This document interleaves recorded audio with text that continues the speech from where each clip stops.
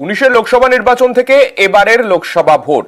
বারবার রানাঘাট দক্ষিণ বিধানসভায় তৃণমূলকে টেক্কা দিয়েছে বিজেপি।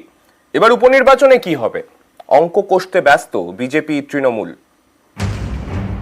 নদিয়ার রানাঘাট দক্ষিণ, উত্তর 24 পরগনার বাগদা, উত্তর দিনাজপুরের রায়গঞ্জ এবং কলকাতার মানিকতলা। আগামী 10ই জুলাই এই 4 বিধানসভা আসনে উপনির্বাচন। এর মধ্যে প্রথম 3টি আসনে 19এর লোকসভা ভোট থেকে বিজেপির দাপট, যার অন্যতম নদিয়ার রানাঘাট দক্ষিণ। এবার উপনির্বাচনে কি হবে? 2021 সালে রানাঘাট দক্ষিণ কেন্দ্র থেকে বিজেপি টিকিটে জয়ী হন মুকুটমণি অধিকারী। এবার লোকসভা ভোটের মুখে তিনি তৃণমূলে যোগ দেন। তাঁকে এবার রানাঘাট লোকসভা কেন্দ্রে প্রার্থী করে তৃণমূল। ফলে মুকুটমণি বিধায়ক পদ থেকে ইস্তফা দেন। তাই মুকুটমণির ছেড়ে যাওয়া বিধানসভা আসনে 10ই জুলাই উপনির্বাচন। লোকসভায় হারলেও উপনির্বাচনে মতুয়া নেতা মুকুটমণিকেই মতুয়া প্রভাবিত রানাঘাট দক্ষিণে প্রার্থী করেছে তৃণমূল। লোকসভাতে যিনি প্রার্থী ছিলেন তিনি বিধানসভার প্রার্থী, ফলে একটা পরিচিত মুখ। লোকসভাতে সেই সমস্ত কর্মীদের কাঁধে হাত রেখে পায়ে পা চালিয়ে একসাথে কণ্ঠে কণ্ঠ মিলিয়ে প্রচারটা হয়েছিল। ফলে প্রার্থীর দিক থেকে আরেকটা সুবিধা হচ্ছে এবং কর্মীদের দিক থেকেও একটা সুবিধা হচ্ছে যে বন্ডিংটা তো হয়ে আছে। এটা একটা এক্সট্রা অ্যাডভান্টেজ ডেফিনেটলি। 19এর লোকসভা ভোটের নিরিখে রানাঘাট দক্ষিণ বিধানসভা আসনে 44,931 ভোটে তৃণমূলের থেকে এগিয়ে ছিল বিজেপি। 21এর বিধানসভা ভোটে রানাঘাট দক্ষিণে তৃণমূলকে প্রায় 16,500 ভোটে হারায় বিজেপি। 24এর লোকসভা ভোটেও রানাঘাট দক্ষিণ থেকে প্রায় 37,000 ভোটে এগিয়ে বিজেপি। এবার উপনির্বাচনে রানাঘাট দক্ষিণ ধরে রাখতে মরিয়া বিজেপি। তারা এবার প্রার্থী করেছে মনোজ কুমার বিশ্বাসকে, যিনি লোকসভা ভোটে এবার রানাঘাট কেন্দ্রে দলের গুরুত্বপূর্ণ দায়িত্বে ছিলেন, যাকে বাজি করে রানাঘাট দক্ষিণে জয়ের ধারা বজায় রাখা যাবে বলে মনে করছে বিজেপি। পুলিশ প্রশাসন সমস্ত দিক দিয়ে যদি অনুকূল পরিবেশ ভোটের হয়ে থাকে, তাহলে সাধারণ মানুষ ভোট দেওয়ার জায়গায় গেলে এটুকু আপনাকে নিশ্চিত করে বলতে পারি, লোকসভা ভোটে যে 37,000 ভোটে আমরা জয়লাভ করেছিলাম তার থেকে আমরা অনেক বেশি ভোটে জয়লাভ করব। রানাঘাট দক্ষিণে শেষ হাসি হাসবেন কে? বুধবার রায় দেবে রানাঘাট দক্ষিণ। ফল ঘোষণা শনিবার। রানাঘাট থেকে রঞ্জিত সরকার, নিউজ 18 বাংলা। মতুয়া প্রভাবিত আসন বাগদা। 2019 থেকে বাগদায় বিজেপির টেক্কা। উপনির্বাচনে বাগদা পেতে মরিয়া টিএমসি। বাগদা ধরে রাখতে বিজেপিও একেবারে কোমর কষে নেমে পড়েছে ময়দানে। 10ই জুলাই রায় দেবে বাগদা।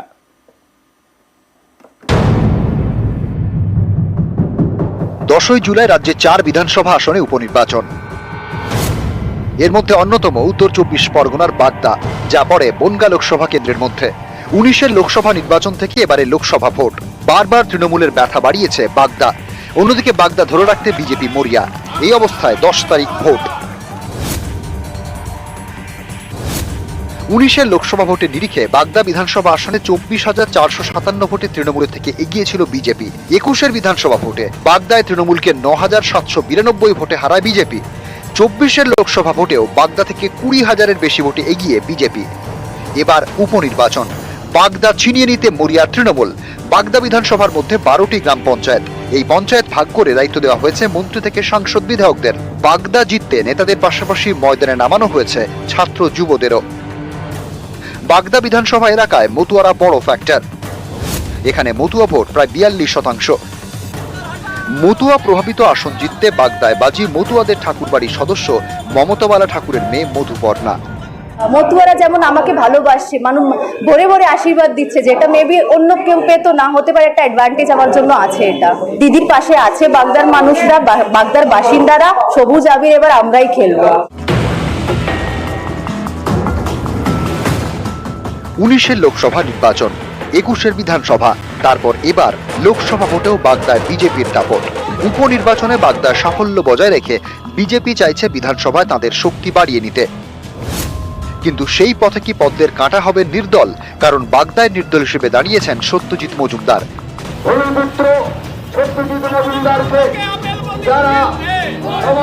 তিনি এলাকায় পুরনো বিজেপি কর্মী হিসেবে পরিচিত। তার উপর মতুয়া প্রভাবিত এলাকা হলেও বাগদায় নাগরিকত্ব নিতে তেমন ভাবে সাড়া পড়েনি বলেই জানা গিয়েছে। এসব কি উপনির্বাচনে বিজেপির বিরুদ্ধে যাবে? আমরা প্রচারে অনেকটা এগিয়ে আছি, কারণ বাগদা বিজেপির শক্ত ঘাঁটি, এটা সবাই জানে। এখানে যতই বাইরের থেকে নেতা মন্ত্রী যাই আসুক না কেন, এখানে কোনো দাঁত ফোটাতে পারবে না। শেষ পর্যন্ত বাগদায় কে বাজি মারবে জানা যাবে 13 জুলাই। ওই দিন উপনির্বাচনের ফল ঘোষণা হবে। বাগদা থেকে অনিরুদ্ধ কীর্তনিয়া, নিউজ 18 বাংলা।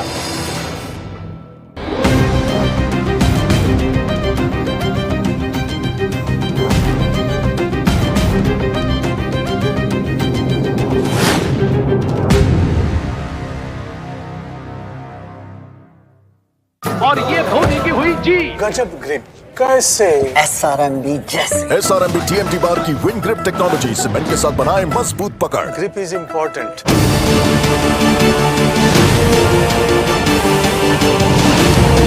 जैसे SRMB TMT बार की विन ग्रिप टेक्नोलॉजी सीमेंट के साथ बनाए मजबूत पकड़। Grip is important.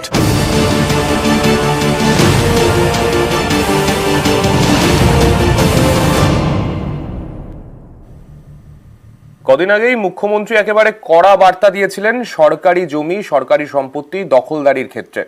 বারাসাতে সরকারি জমি দখল করে তৈরি হয়েছে শাসক দলের অফিস। বহু বছর ধরে এই এলাকায় রয়েছে তৃণমূলের এই অফিস। এই খবর কানে যেতেই অফিস পরিদর্শনে প্রশাসন। সম্প্রতি সরকারি জমি দখলমুক্ত করতে কড়া নির্দেশ দিয়েছিলেন মুখ্যমন্ত্রী। তারপরেও যেটা দেখা গেছিল, বারাসাতের এই সরকারি জমিতে দিব্যি চলছে বারাসাতের তৃণমূলের অফিস। এদিন অফিসের মাপজোক নেন বিএলআরও সহ প্রশাসনিক আধিকারিকরা। আমাদের বোর্ডের ডিসিশন ছিল, সেই বোর্ডের ডিসিশন অনুযায়ী এটা দেওয়া হয়েছিল। সরকারি জায়গায় কোনো পার্টি অফিস থাকলে সেটা মাননীয় মুখ্যমন্ত্রীর নির্দেশে যদি সেটা ভেঙে ফেলা যায় তাতে আমার কোনো আপত্তি। এটা বিগত বোর্ডে যারা ছিলেন তাদের কাছ থেকে বৈধ কাগজপত্র নিয়ে করা কিনা আমার ঠিক জানা নেই। যারা দায়িত্বে ছিলেন তারা হয়তো আলোকপাত করতে পারেন, তবে এক্স্যাক্টলি ওটা বৈধ না অবৈধ এই বিষয়টা নিশ্চিতভাবে আমি বলতে পারবো না। পশ্চিমবঙ্গে আইনের শাসন নেই। তিনি ভোট সর্বস্ব রাজনীতি করছেন। 2026-কে সামনে রেখে তিনি এটা ভোটের রাজনীতি করবেন বলে আমার দৃঢ় বিশ্বাস। আমাদের কার্যালয় যখন তারা সরিয়ে দিচ্ছেন, তাদের কার্যালয় কেন থাকবে? নিরপেক্ষতা যদি রাখতে হয়, সরকারি জমি কোনো কার্যালয়ে থাকবে না, এটাই হওয়া উচিত। পার্টি অফিসটা আমাদের রাস্তা থেকে প্রায় 5 ফুট ভেতরে ঢোকানো। সামনে পৌরসভার একটা মেডিকেল আছে, ওটা কিন্তু অনেকটাই প্রায় রোডের কাছাকাছি, কিন্তু আমাদেরটা সেই তুলনায় অনেক ভেতরে। সরকারি ব্যাপার, এরা যেটা মনে করবে সেটা করবে। কোচবিহারে যেন খারাপ সময় কাটছে না বিজেপির, কেননা কোচবিহারে ফের আরো একটি গ্রাম পঞ্চায়েত দখল করলো তৃণমূল। এবার তুফানগঞ্জ 1 নম্বর ব্লকের অন্দরান ফুলবাড়ি 1 নম্বর পঞ্চায়েতে ফুল বদল। শনিবার রাতে গ্রাম পঞ্চায়েতের 4 সদস্য বিজেপি ছেড়ে তৃণমূলে যোগ দেন। ওই গ্রাম পঞ্চায়েতের মোট আসন 12টি, বিজেপির 10 এবং তৃণমূলের 2টি আসন ছিল। লোকসভা ভোটের পর একজন বিজেপি থেকে তৃণমূলে যোগ দেন। এবার আরো 4 জনের দল বদল। এর ফলে ওই পঞ্চায়েত চলে গেল তৃণমূলের হাতে। বিজেপির মানে মূল যে সংগঠন আমরা পাচ্ছিলাম না, ঠিক আছে। এদিকে যে আমরা যে আমাদের এলাকায় যে নির্বাচিত পঞ্চায়েত আমি, তারা ভোট দিয়েছে নিশ্চয় কিছু আশা পাওয়ার জন্য, চাওয়া পাওয়ার জন্য, সেটুকু আমরা করতে পারি নাই। আগামী দিনে যে উন্নয়নমূলক কাজগুলো যেন ভালোভাবে করতে পারি, মানুষকে যেন পরিষেবা ঠিকভাবে দিতে পারি। বিধায়ক তহবিল থেকে কিছু পারি নেই, সাংসদ থেকেও কিছু পারি নেই, এবং 1 বছর যে আমরা অঞ্চল চালালাম সেখানেও কিছু সেরকম উন্নয়ন করতে পারিনি। আরো 3 জন গ্রাম পঞ্চায়েত সদস্য এবং তাদের একজনের প্রতিনিধি এসছেন, দীপালি পাল, তিনি নিজে সরাসরি উপস্থিত হতে পারেননি, তার স্বামী ষষ্ঠী পাল এসছেন। নমিতা দাস, রামপ্রসাদ বর্মন এবং অজিত বর্মন, এই গ্রাম পঞ্চায়েত মেম্বাররা তারা তৃণমূল কংগ্রেসে যোগদান করলেন। এর ফলে আমরা এই অঞ্চলে সংখ্যাগরিষ্ঠ হলাম। এনাদের দায়বদ্ধতা আছে মানুষের সাথে। তৃণমূলকে গত পঞ্চায়েতে তাদের বুথে হারিয়ে তারা জিতে এসছে, কাজে তাদের গ্রহণযোগ্যতা, তাদের অ্যাকসেপ্টেবিলিটি এলাকাতে আছে। উন্নয়নের ক্ষেত্রে সমবন্টন নীতির মাধ্যমে আমাদের কাজ চলবে। বিপজ্জনক বাড়িতে ছেয়ে গেছে পুরুলিয়া শহর। যখন তখন ভেঙে পড়ছে বাড়ির অংশ। মূলত এখন বর্ষাকালে এই ধরনের দুর্ঘটনার ছবি বারংবার সামনে আসছে। ছোট বড় দুর্ঘটনা ঘটছেই মাঝে মধ্যে। শহরে পুরনো বাড়ি ভেঙে বড় সড় দুর্ঘটনার আশঙ্কা দেখছে পুরসভা। রাস্তা দিয়ে লোক পেরাচ্ছে, তারা যে কোনো সময় পড়ে যেতে পারে। আতঙ্কে আছে, লোক বাচ্চা ছেলে নিয়ে যাচ্ছে রাস্তায়, যে কোনো সময় দুর্ঘটনা ঘটতে পারে। পৌরসভাকে বলবো এগুলোর কোনো ব্যবস্থা করা হোক, যাদের বাড়ি তারা ভেঙে তৈরি করুক নতুন। জনবহুল রাস্তার উপরে একেবারে যেখানে প্রচুর মানুষের ভিড়, তার উপরে অনেকগুলি বিপজ্জনক বাড়ি, মানে একেবারে ভয়ে ভয়ে রাস্তা দিয়ে বেরোয়। যে কোনো মানুষই একবার যদি উপর দিকে তাকায় ওই রাস্তা দিয়ে আর বেরোবে না।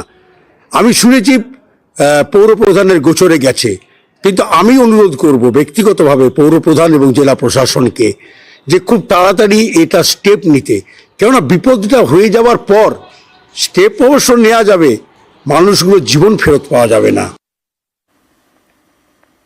এটা কতটা বিপজ্জনক, এই যে ভেঙে পড়েছে? ভয়ানক।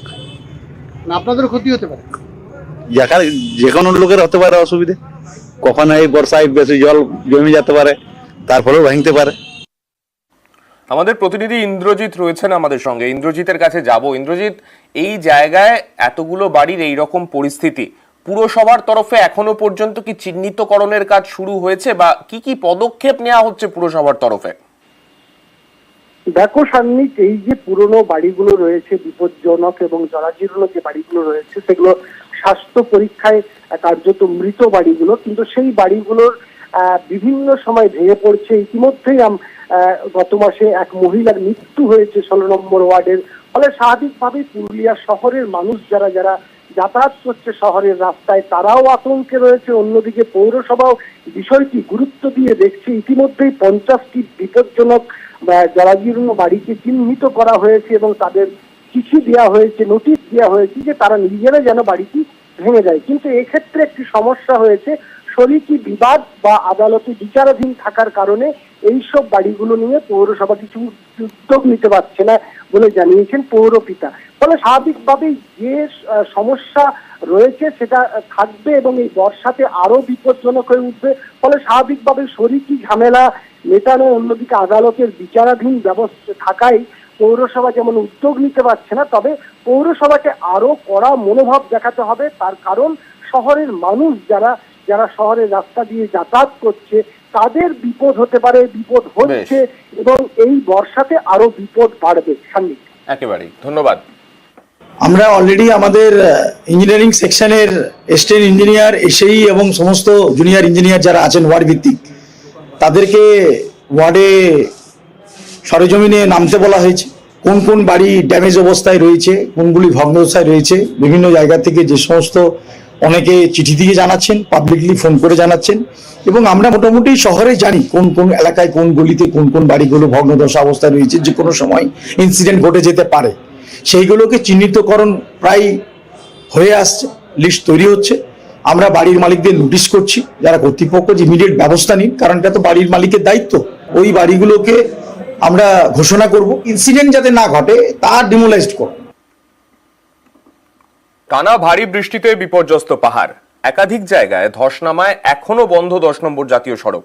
আর এদিকে আজও কালিম্পং এবং দার্জিলিং এর সংযোগকারী তিস্তা বাজার পেশক জোড়বাংলোর রুট বন্ধ। আমাদের সঙ্গে আমাদের প্রতিনিধি পার্থ রয়েছেন, পার্থর থেকে আরো জানতে চাইবো। পার্থ, কি পরিস্থিতি বর্তমানে? কেননা একটানা যেরকম ভাবে ভারী বৃষ্টি একদিকে সিকিমের পাহাড়ে চলছিল, তার পাশাপাশি তিস্তার জলস্ফীতির ছবি আমরা কদিন ধরে দেখছি, গুরুত্বপূর্ণ রাস্তাগুলো বন্ধ হয়ে রয়েছে। কতটা কাজ এগোনো সম্ভব হলো? তোমাকে প্রথমে নিয়ে রেখে অনেকটাই কিন্তু স্বস্তিদায়ক রয়েছে গোটা পাহাড়, কেননা গতকাল বিকেলের পর থেকে কিন্তু আর বৃষ্টি হয়নি। স্বাভাবিকভাবেই যে অনেকটাই স্বস্তি এসছে পাহাড়ে। তবে 10 নম্বর জাতীয় সড়ক, যেটা বাংলা সিকিম লাইফ লাইন, সেটা বন্ধই থাকছে। কেননা এই 10 নম্বর জাতীয় সড়কের সেবক থেকে তিস্তা মল্লি পর্যন্ত একাধিক জায়গায় ধস রয়েছে। বিশেষ করে যে এসএলপি দ্বারাতে কিন্তু জাতীয় সড়কের বড় অংশ তিস্তার গাছে চলে যাওয়ার বিপত্তি আরো বেড়েছে এবং স্বাভাবিকভাবে সেই সব পাহাড় কেটে সেখানে রাস্তা চওড়া করার কাজ শুরু করেছে পূর্ত দপ্তরের কর্মীরা। গত কয়েকদিন টানা বৃষ্টির জেনে সেই কাজ ব্যাহত হয়। তবে আকাশ কিছুটা পরিষ্কার হয়, অনেকটা স্বস্তি কিন্তু প্রশাসনিক কর্তাদের চোখে মুখ, এবং তিস্তার জলস্তর অনেকটা নেমেছে। পাশাপাশি কালিম্পং এবং দার্জিলিং এর সংযোগকারী যে তিস্তা বাজার পেশক ঘুম জোড়বাংলো হয়ে যে রাস্তাটা রয়েছে, সেই রাস্তায় কিন্তু আপাতত জেলা প্রশাসন যান চলাচলের প্রতি বিধিনিষেধ আরোপ করেছে, যদিও স্থানীয় বাসিন্দারা যথেষ্ট ঘরে ঝুঁকি দিয়ে সেই রাস্তায় পারাপার করছে। ধন্যবাদ পার্থ। আর এদিকে পার্থ যেমনটা বলছিল, উত্তরবঙ্গের মানুষ সাময়িক একটা স্বস্তি পেয়েছেন, কেননা বৃষ্টি গতকাল বিকেলের পর থেকে আর হয়নি। কিন্তু তার মধ্যেই কিন্তু আরো একটা খারাপ খবর শোনাচ্ছে আলিপুর আবহাওয়া দপ্তর। উত্তরবঙ্গের জন্য অবশ্যই খারাপ খবর, কেননা উত্তরবঙ্গে ভারী থেকে অতি ভারী বৃষ্টি চলবে এমনটাই কিন্তু পূর্বাভাস হাওয়া অফিসের। আগামীকাল বৃষ্টির পরিমাণ সামান্য কমবে, কিন্তু বুধবার থেকে উত্তরে আরো ভারী বৃষ্টির সতর্কতা জারি আবহাওয়া দপ্তরের। দার্জিলিং, কালিম্পং, আলিপুরদুয়ার, কোচবিহার, জলপাইগুড়িতে ভারী থেকে অতি ভারী বৃষ্টির সতর্কতা। আমাদের সঙ্গে রয়েছেন আমাদের প্রতিনিধি বিশ্বজিৎ সাহা। বিশ্বজিতের কাছে যাব। বিশ্বজিৎ, উত্তরবঙ্গের যেরকম পরিস্থিতি, বেশিরভাগ দিনে লাল সতর্কতা, কমলা সতর্কতা জারি থাকছে উত্তরবঙ্গের জেলাগুলোতে। আজকাল কিছুটা স্বস্তির ছবি দেখা যাচ্ছে, কিন্তু পরবর্তীতে কি হবে, কি জানাচ্ছে হাওয়া অফিস? দেখো, আজও আলিপুরদুয়ার এবং কোচবিহার এই দুই জেলায় আজও অতি ভারী বৃষ্টির কমলা সতর্কতা রয়েছে এবং আগামীকাল এই সতর্কতাটা বাড়বে। আরো 3 জেলায় এই সতর্কতা থাকবে, জলপাইগুড়ি, আলিপুরদুয়ার, কোচবিহার।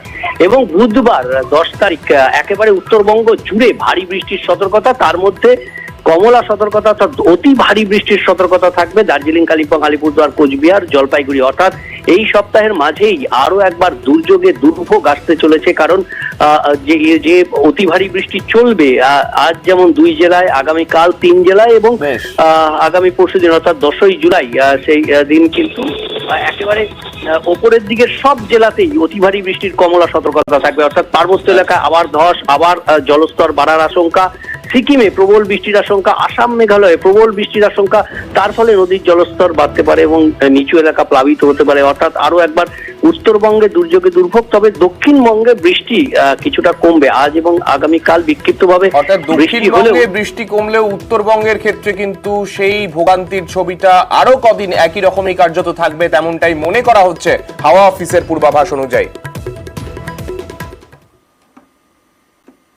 গোটা বিশ্বে বাড়ছে উষ্ণায়ন, জলবায়ু পরিবর্তনে একজোট হয়ে পদক্ষেপ, হাতে হাত রেখে নতুন ভবিষ্যতের দিশা পাল্টাবে আগামী